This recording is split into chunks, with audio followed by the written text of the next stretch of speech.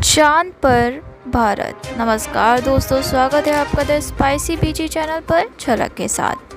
चंद्रयान-3 की लैंडिंग के बाद 6 पहियों और 26 किलो वाले प्रज्ञान रोवर ने चंद्रमा की सतह पर घूमना शुरू कर दिया है। करीब 14 घंटे बाद गुरुवार सुबह भारतीय अंतरिक्ष अनुसंधान संगठन इसरो ने रोवर के बाहर आने की पुष्टि की। हालांकि इन स्पेस चेयरमैन पवन के गोयनका ने बुधवार देर रात ही प्रज्ञान रोवर की रैम से बाहर निकलते तस्वीर शेयर की थी।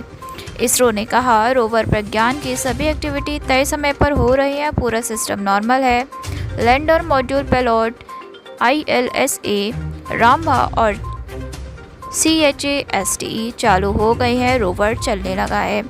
चांद की सतह पर आते ही रोवर ने सबसे पहले अपने सोलर पैनल खोले। ये 1 सेंटीमीटर पर सेकंड की गति से चलता है और अपने आसपास की चीज़ों को स्कैन करने के लिए नेविगेशन कैमरों का इस्तेमाल करता है। रोवर अगले 12 दिनों में करीब आधा किलोमीटर का सफ़र तय करेगा। इसमें 2 पेलोड लगे हैं जो पानी और अन्य कीमती धातुओं की खोज में मदद करेंगे। अगले 12 दिनों के दौरान रोवर डेटा जमा करेगा और इसे लैंडर को भेजेगा। लैंडर इस डेटा को पृथ्वी तक पहुंचाएगा। डेटा पहुंचाने में चंद्रयान-2 के ऑर्बिटर की भी मदद ली जाएगी। चंद्रयान-3 को आंध्र प्रदेश के श्रीहरिकोटा से 14 जुलाई को लॉन्च किया गया था। इसे चांद की सतह पर लैंड करने में 41 दिन लगे। लैंडर बुधवार शाम 6:04 चांद के साउथ पोल पर उतरा था। चंद्रयान-3 के साथ कुल 6 पेलोड भेजे गए हैं। चंद्रयान-3 मिशन के 3 हिस्से हैं: प्रोपल्शन मॉड्यूल, लैंडर और रोवर। इन पर कुल 6 पेलोड लगे हैं। एक पेलोड जिसका नाम शेप है वो चंद्रयान-3 के प्रोपल्शन मॉड्यूल पर लगा है। ये चंद्रमा की कक्षा में यानी कि चंद्रमा की क्लास में चक्कर लगाकर धरती से आने वाले रेडिएशन की जांच कर रहा है। वहीं लैंडर पर 3 पेलोड लगे हैं: रंभा, चौस्टे और एल्सा। प्रज्ञान पर 2 पेलोड हैं। चांद पर भारत का ये तीसरा मिशन था। पहले मिशन में पानी खोजा गया था। 2008 में चंद्रयान-1 को लॉन्च किया गया था। इसमें एक प्रोब की क्रैश लैंडिंग कराई गई थी जिसमें चांद पर पानी के बारे में पता चला। फिर 2019 में चंद्रयान-2 चांद के करीब पहुंचा लेकिन लैंड नहीं कर पाया। 2023 में चंद्रयान-3 चांद पर लैंड कर गया। चांद पर सकुशल पहुंचने का संदेश भी चंद्रयान-3 ने भेजा है। कहा, मैं अपनी मंजिल पर पहुंच गया हूं। चंद्रयान-3 के लैंडर की सॉफ्ट लैंडिंग 4 फेज में हुई है। इसरो ने 30 किलोमीटर की ऊंचाई से शाम 5:44 पर ऑटोमेटिक लैंडिंग प्रोसेस शुरू की और अगले 20 मिनट में सफ़र पूरा किया। चंद्रयान-3 ने 40 दिन में 21 बार पृथ्वी और 120 बार चंद्रमा की परिक्रमा की। चंद्रयान ने चांद तक 3.84 लाख किलोमीटर दूरी तय करने के लिए 55 लाख किलोमीटर की यात्रा की है। Rough braking phase.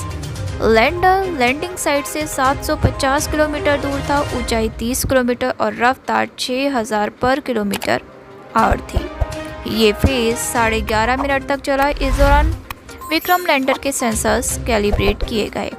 लैंडर को हॉरिजॉन्टल पोजीशन में 30 किलोमीटर की ऊंचाई से 7.4 किलोमीटर दूरी तक लाया गया। Attitude holding phase. विक्रम ने चांद की सतह की फ़ोटो खींची और पहले से मौजूद फ़ोटोज़ के साथ कंपेयर किया। चंद्रयान-2 के टाइम में ये फेज़ 38 सेकंड का था। इस बार इसे 10 सेकंड में कर दिया गया था। 10 सेकंड में विक्रम लैंडर की चंद्रमा से ऊंचाई 7.4 किलोमीटर से घटकर 6.8 किलोमीटर पर आ गई। Fine braking phase.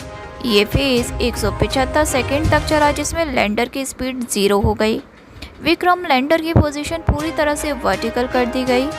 सतह से विक्रम लैंडर की ऊंचाई करीब 1 किलोमीटर रह गई। Terminal descent. इस फेज में लैंडर को करीब 150 मीटर की ऊंचाई तक लाया गया। सब कुछ ठीक होने पर चंद्रमा की सतह पर सॉफ्ट लैंड कराया गया। अब चंद्रयान मिशन से जुड़े 3 जरूरी सवालों के जवाब। पहला, इस मिशन से भारत को क्या हासिल होगा? इसरो के एक्स साइंटिस्ट मनीष पुरोहित कहते हैं कि इस मिशन के जरिए भारत दुनिया को बताना चाहता है कि उसके पास चांद पर सॉफ्ट लैंडिंग करने और रोवर को वहां चलाने की काबिलियत है। इससे दुनिया का भारत पर भरोसा बढ़ेगा जो कमर्शियल बिजनेस बढ़ाने में मदद करेगा। दूसरा क्वेश्चन, साउथ पोल पर ही मिशन क्यों भेजा गया? चंद्रमा के पोलर रीजन दूसरे रीजन से काफ़ी अलग हैं। यहाँ कई हिस्से ऐसे हैं जहाँ सूरज की रोशनी कभी नहीं पहुँचती और टेम्परेचर -200 डिग्री सेल्सियस से नीचे तक चला जाता है। ऐसे में साइंटिस्ट का अनुमान है कि यहाँ बर्फ़ के फॉर्म में अभी भी पानी मौजूद हो सकता है। भारत के 2008 के चंद्रयान 1 के मिशन ने चंद्रमा की सतह पर पानी की मौजूदगी का संकेत दिया था। क्वेश्चन नंबर 3, साउथ पोल पर पानी की खोज इस मिशन का लक्ष्य। आंसर है कि चंद्रयान 3 का लक्ष्य है चंद्रमा के साउथ पोल पर पानी की खोज है। यहाँ पानी की मौजूदगी बर्फ के रूप में हो सकती है। चंद्रयान 1 के मिशन में इस बात का संकेत भी मिला था।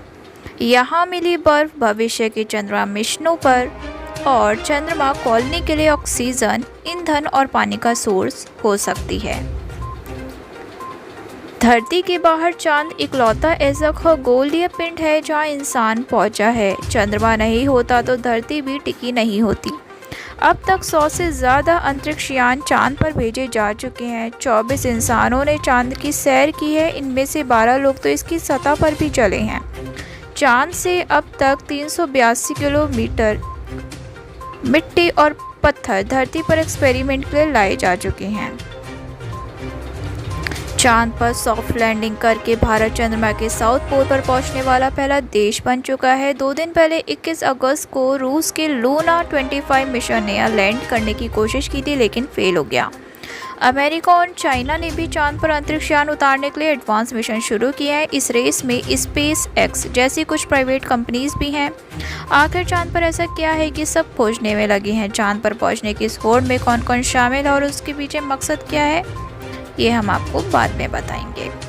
चंद्रयान 3 का लैंडर विक्रम चांद पर कदम रख चुका है। अब सूरज की बारी है। इसके लिए भी इसरो के वैज्ञानिकों ने तैयारी कर ली है।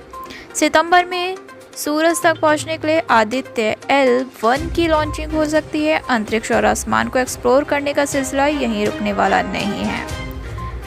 दोस्तों, आपको और हम सबको चंद्रयान 3 की सफलता की बहुत बहुत हार्दिक शुभकामनाएं।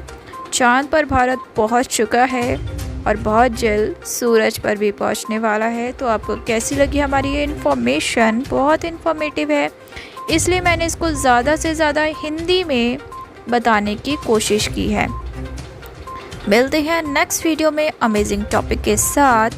तब तक आप प्लीज़ चैनल को सब्सक्राइब करके नोटिफिकेशन बेल को ऑन कर दीजिएगा और वीडियो को लास्ट तक देखने के लिए आपका बहुत बहुत शुक्रिया। लाइक, शेयर एंड कमेंट करना बिल्कुल मत भूलिएगा। कमेंट में इंडिया के लिए प्लीज़ कुछ प्राउड मोमेंट वर्ड्स तो लिख ही दीजिएगा।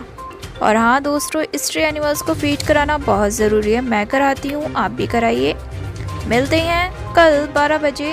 Bye bye and take care. I love my India.